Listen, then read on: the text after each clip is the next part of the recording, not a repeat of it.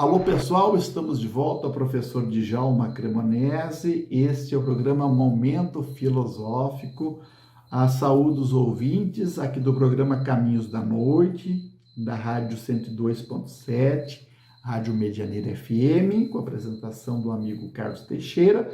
Programa que é concomitantemente transmitido aqui no canal Paideia TV, no YouTube, do canal do professor Djalma Cremonese.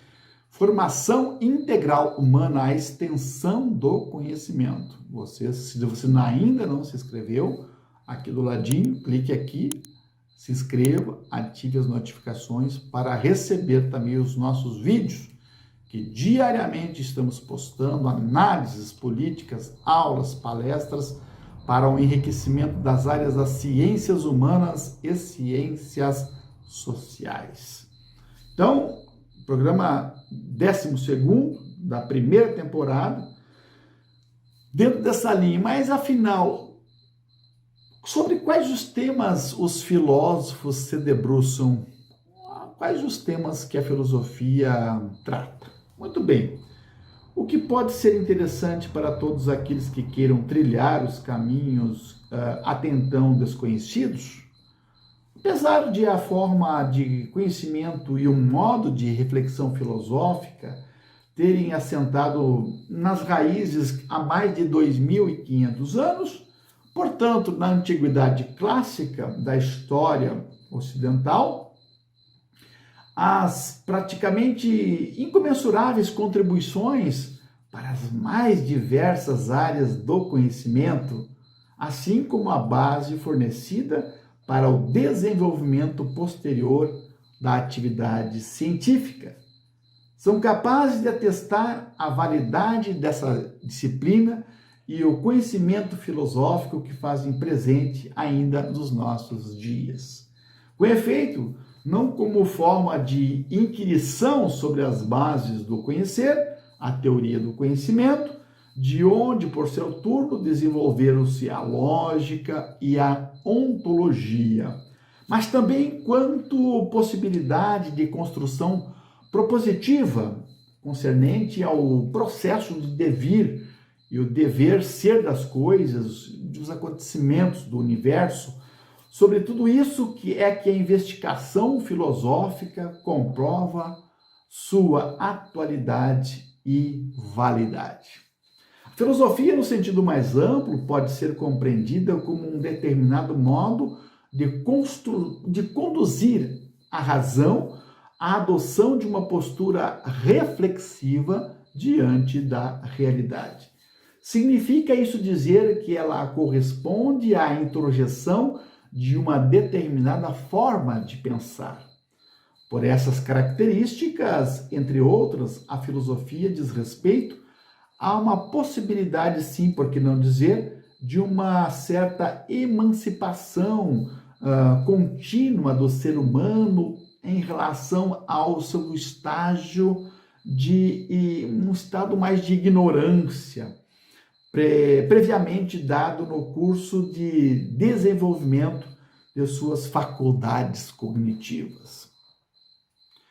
Ela representa a sinuosa trajetória percorrida pelo homem em busca de uma certa autonomia intelectiva, que significa ter conhecimento de si, do real, isto é, autoconhecimento e crescente expansão da amplitude e também amplitude da liberdade de pensamento. Tornando-se as ideias mais claras, segundo Clare Saunders, a filosofia pergunta-se inicialmente sobre o que existe. A filosofia reflete sobre a nossa existência e como nós relacionamos com a realidade. Qual é a natureza do próprio ser? Para tentar responder essa pergunta, muitos filósofos buscaram as respostas na metafísica, para explicar a origem da existência de Deus, das mentes, do tempo, da arte. A segunda questão refletida sobre a filosofia é o que pode ser conhecido? Isto é, o que é o conhecimento? Difere o conhecimento das crenças? Posso conhecer sem a experiência? Qual é a natureza do conhecimento científico? Cabe à área da epistemologia responder a estas questões.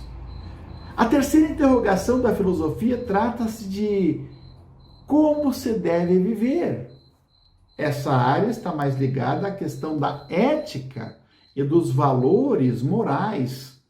Então, aparecem perguntas como: tem sentido lutar em uma guerra e morrer pela pátria? Por outro lado, é justificável mentir?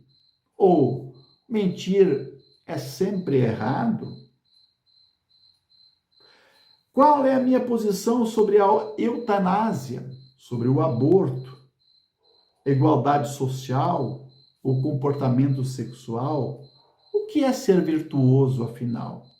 São tantas perguntas difíceis de responder, porque dizem respeito às nossas escolhas. Por fim, a filosofia discute o que é um bom raciocínio. Quanto a essa pergunta, as disciplinas de lógica e da filosofia da linguagem procuram responder como funciona a linguagem e como ela adquire significado. Então, apresentamos a filosofia como modo de vida e o que podemos aprender dela. Também apresentamos, nessa primeira parte, a diferença entre filosofia e autoajuda. Verificamos para que serve a filosofia e definimos as principais áreas da filosofia. Agora, por fim, cabe perguntar: o que é preciso para estudar filosofia? Como diz o comentador Garcia Morente, ele responde, abre aspas, é preciso puerilizar-se, ou seja, é preciso nos tornarmos crianças, infantis. Porque nesse caso, porque precisamos desta infantilização? Sim, precisamos dessa postura exatamente porque para a criança tudo é novidade. Por isso é preciso munir-se dessa admiração ante os mistérios do mundo, o sentimento então dessa curiosidade incessante. Como a criança que não entende nada e para quem tudo é um problema, onde todos passam e nada percebem, é bem ali que o filósofo é capaz de parar e admirar. Admiração é a essência, então, da filosofia. Aliada ao espanto e à perplexidade, admirar, no entanto, é a essência da filosofia, aliada ao espanto e à perplexidade. Admirar, no entanto, na arte do filosofar não é uma atividade fácil, como diz Arcanjo Buzzi. Admirar demanda e pressupõe empenho, esforço e disposição do ser humano. Para filosofar, segundo ele, ele se vê a partir daí circunscrito pela possibilidade de reconfigurar a si mesmo no aprimoramento dos aspectos que o constituem. Para isso, admite-se mais que tudo ser necessário o entusiasmo para o indivíduo pensante, fonte e instância última do refletir e do agir filosófico. O termo entusiasmo, decomposto etimologicamente, apresenta-se pelo radical grego theos, Deus, ou seja, entusiasmo significa Deus vibrando dentro de cada um, dentro de cada ser. Perde significação a acusação do diletantismo, dado que o conhecimento filosófico só pode ser obtido com exercício contínuo e rigoroso das faculdades intelectivas. Quer-se, com esse entendimento, denotar que a filosofia não é somente uma aventura, como diz Comte Sponville, A filosofia é e tem de ser um trabalho que não se realiza sem o esforço, sem leitura e sem utensílios. Ou seja, não podemos prescindir de tempo, calma e esforço pessoal para filosofar. Com essa aula, nós encerramos a primeira parte do que é filosofia. Agora, nas próximas aulas, nós entraremos já em alguns filósofos, vamos tratar Sócrates, os pré-socráticos, os sofistas, para depois adentrar em Platão e Aristóteles e nas escolas helênicas. Grande abraço e até uma outra aula.